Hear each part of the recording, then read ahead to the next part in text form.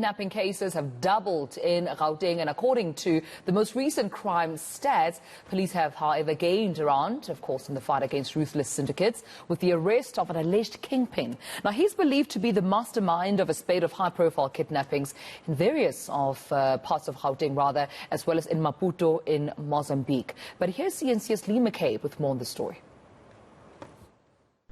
The spike in cases where people are grabbed for ransom has led to the formation of the Crime Intelligence National Anti-Kidnapping Task Team. The Gauteng Police Commissioner says kidnappings increased from 568 in the third quarter of the previous financial year to 1,200 in the same period this year. And this is linked to the high number of carjackings in the province. You hijack a car and then you take the driver with. Obviously, we're going to open a case of hijacking plus kidnapping of that individual.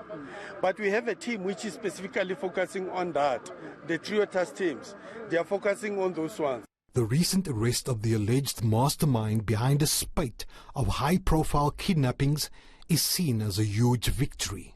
On Wednesday afternoon, an intelligence-driven operation led the task team to an identified address in Brackenhurst, where the team pounced on the alleged kingpin and his 3 associates. At this address, police found and seized 3 high-powered vehicles, 6,000 tablets of mandrax, hard cash, a receipt of sale for a 1.9 million property in Bryanston. Herman Bosman is a security expert specializing in hostage negotiations. He believes that much more needs to be done if police are to win the fight. The way that kidnappings are done has become so professional, and I'm now referring to the more high net worth, high level types of kidnappings. It has become so sophisticated in the manner in which these groups function. This is their career. They specialize in this. Do we?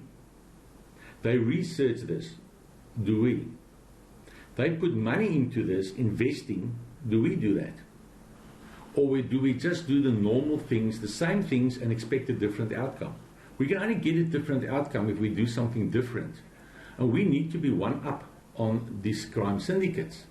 We need to get our act together, first of all, acknowledging that we have a growing problem, and then secondly, putting together a proper anti-kidnapping strategy and plan, which is not going to happen all by its own.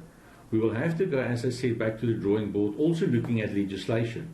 What is our minimum prescribed sentence, for instance, for kidnapping? And I'm not going to give you the years because it is shockingly low.